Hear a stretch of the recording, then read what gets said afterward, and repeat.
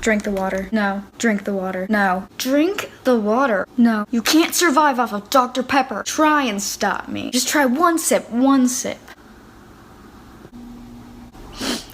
It smells bad. Oh my gosh. If you want to buy a fiddly fig, here's a little checklist to get you started. First off, they need a really wide view of the sky, preferably from an east, west, or south-facing window, so make sure you have a really bright light. Next, they don't like vents blowing on them, so make sure there's nothing above them. Trust me, they just don't like hot or cold air blowing right on them. And now they do get quite large, so make sure you have the space for it to grow. They are large trees. Most tap water is not appropriate for them, so are you able to provide a more pure water like reverse osmosis? If this all checks out, it might be for you. Things I wish I knew when I first got into plants. When plants need water, their leaves will curl and wrinkle. Their pot will also be noticeably lighter. When you water, completely saturate the soil and allow the pot to drain. Fertilize your plants. They need nutrients for optimal growth. Here's what I use. If you forget to water, get succulents. If you overwater, get pothos or philodendron. Dust your leaves. I use microfiber gloves. If you don't have sunlight, get grow lights. Some are pretty cheap. The MONSTERA fruit is ready to pick. Let's take a look. This young fruit, not ready yet, but look at this. Over 6 to 12 months, it thickens up into this nice sized fruit. Here you can see the hexagon starting to separate, and that's your cue. Just yank it right off. Allow the fruit to ripen in a paper bag for up to 2 weeks, allowing the hexagons to fall off naturally. As they do, that signals that the fruit is beginning to ripen, and you can start eating them. Here are 5 of my favorite beginner plants. Snake plants, of course, low light tolerant, drought tolerant, super beginner friendly. Golden pothos, super classic, low light tolerant, not as drought tolerant, but still super forgiving for a beginner. ZZ plant, low light tolerant, also drought tolerant, very beginner friendly, and I like the shiny leaves. Aglaonema, low light tolerant, somewhat drought tolerant as well. They will also even bloom in a lower light setting, which is kind of unique to them. And finally, peperomia. This is the obtusifolia, but pretty much any peperomia is beginner friendly. They're not low light tolerant, but they are pretty versatile in where you can put them. They're also drought tolerant and really forgiving for beginners. Today I'll be repotting my alocasia black velvet. I'm going to start off by removing it from its nursery pot, and if you didn't know, alocasias produce these little bulbs that you can plant later and it'll produce a whole nother plant. I'll slowly work my way around the soil, gently removing what I can. I'm using regular potting mix. I added in some extra perlite, orchid bark, and horticultural charcoal. I'm going to add more soil and work it around. After that's finished, I'll give it a drink and I'll give it a bath to make sure there's no dust on it. At the end of this, I ended up with 5 alocasia bulbs and a repotted one. One quick tip when watering your snake plant. Oftentimes people will water the leaves and water will get down in here. Snake plants are quite prone to fungus and rot when their leaves get wet. So best thing you can do is take your watering can and just water around the soil, avoiding the water getting into this crown area. My favorite way to avoid the leaves getting wet is actually to bottom water. So set your plant in a tray of water and let it soak up through these drainage holes. Once the water has reached the top and your topsoil is damp, you know that the watering is finished. You can dump out the excess water. If you want to grow a tree in a pot, you can't treat it like your in-ground trees. You might feed your in-ground trees about 2 or 3 times a year, but for your potted trees, I like to feed mine once a month. The reason for that is because every time you water your pots, a lot of those nutrients get washed away. And unlike in-ground trees, they can't go searching for more food or nutrients. They solely rely on you for that. Once a month, I like to feed mine with citrus fertilizer. This is a Grow Well brand, but you can also use a Spoma. And if you're growing something other than citrus, you can also use Planttok. To remineralize the soil, I like to use azomite. And every 2 weeks, I like to add some fish fertilizer, especially for my tropicals. Some other good amendments are worm castings and compost. In addition to this, I like to make worm cast tea, dilute it, and use that as a foliar spray every 2 weeks as well. I'll show you how I make that in another video. When your succulent is blooming, it's a good sign of health. However, if you're not going to collect seeds, it's better to just cut them off. It takes a lot of energy for a succulent to bloom, and that can take away from more foliage. They also can attract pests.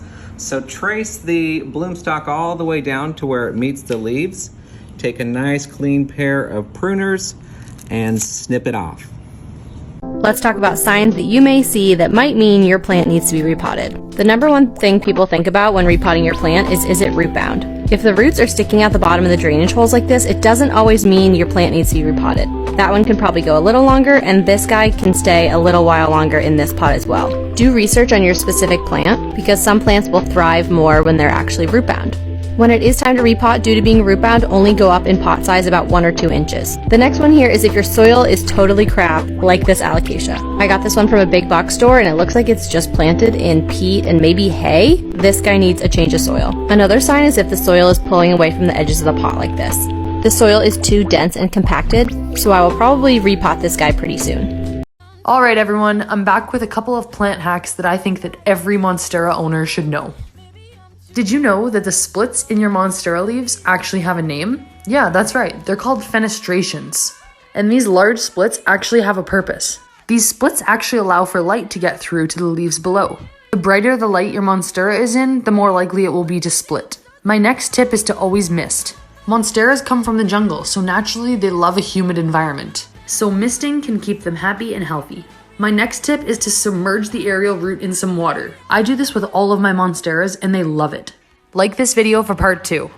What are the different types of synthetics or man-made materials that you've used to grow your plants? Because as you know, there's many different ways to grow and also different types of media that we can use. Make sure you stitch this video and I'll show you what I have first. This is carpet, guys. Carpet that I've been using on this orchid, and I think we're going on 3 years now for this. And I am proud to say that now we're using carpet poles for our aeroids. And look here, guys, I've even used pool noodles as a hanging moss pole for my Rhaphidophora and also my Dischidia. And soon we'll be using them for my succulents. Corkscrews from literal wine bottles to grow this orchid right here. I'm growing this plant on pressed rubber mulch. And this company makes textile and also polyester mounts. It's a real thing, guys. It's a real thing. Y'all better get with the program. Here is my Monstera, okay? It's like 5 foot tall. On Monday, I did something. I took my moss balls and I put my Monstera's air roots in the water. That's how they naturally grow in the wild, if you didn't know. They obviously love it. In 5 days, 1 new leaf, 2, 3, 4, 5, 6. 6 new leaves by putting the air roots in water. Do it. You no longer need no more convincing. Just put them in water. Y'all know what it is. Plant repotting for beginners. My anthurium was root bound in her pot and it was time to get her up out of there. Got a pot 2 inches bigger than our old pot so that her little roots could keep flourishing unlike y'all edges. Also made sure that the pot had a hole at the bottom so that the plant won't experience root rot. Got her some premium organic soil that drains well and added half to the pot at first. Had to move the soil around to make some room to let La Mama through. Then added some extra soil, leaving about 1 inch gap at the top for watering. Had to make sure to pat her in there tight like we pat our weave, ladies. Pat, pat, pat that soil, ladies. Added some pebbles to the tray because my tropical girl loves her humidity. Added some tap water that's been sitting for days to not cause shock to her roots from watering straight out the faucet. Made sure I water her until the water started dripping out the bottom hole and stopped. Made sure to spray her with some pesticide consisting of 1 part neem oil, water, and mild dish soap to keep them bugs away. And boom, my girl is too blessed to be stressed and ready to be springtime fine honey. Follow for more plant tips. This is how to pin vining plants to make them grow thicker. Start by planting the rooted cuttings as you normally would. Then start wrapping the vines around the surface of the soil. Then pin the vines to the soil using bobby pins or anything similar to them. Take your time and make sure to get all the vines secured down and firmly in place. I like to cover the vines with a little bit of potting mix just to speed up the process of new root and vine growth. Make sure to keep the soil moist for a few weeks, and here at the end is a plant that I started from just a few cuttings, and I use this method. It's gotten pretty bushy. Hi, this is Holly, your favorite Asian plant auntie, and this is Hella Expensive Houseplants, part 4. A few days ago, a variegated minima, also called Rhaphidophora tetrasperma, sold for 19.2 thousand USD in New Zealand on TradeMe. This plant is usually an inexpensive houseplant, but because of the variegation, or multiple colors on the leaves, it sold for a crazy high price at auction. This is one of the best examples of variegation on tetrasperma I've ever seen, compared to very minimal variegation that sells for maybe 100 or 200 per node. So do you think this plant is worth it? Or is it too hella expensive? Like for part 5. This is a begonia maculata. Did you know they could grow this big? These are 8 feet tall arching bamboo-like stems that could have up to 20 large hanging clusters of pinkish white blooms. This plant is part of the Atlanta Botanical Garden, and why I love cane begonias. For things I wish I knew about plants before I got into plants soil addition. Always remove the top layer of soil when you first get a plant. Some pests like to hide there. Never use regular potting soil. It is very dense and will cause root rot. Instead, make your own potting mix using perlite, orchid bark, and cactus potting mix. Always wear a mask when handling perlite. Perlite dust is very toxic. Always change old soil to promote growth. When bringing home a new plant, I do this before introducing them to my other babies. 4 cups water, 1 teaspoon castile soap, 2 teaspoons neem oil.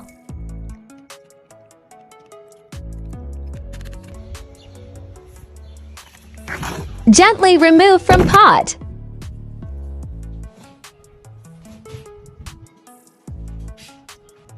Hose them down is the best way to naturally get rid of pests. Be careful now, not all plants are so hardy.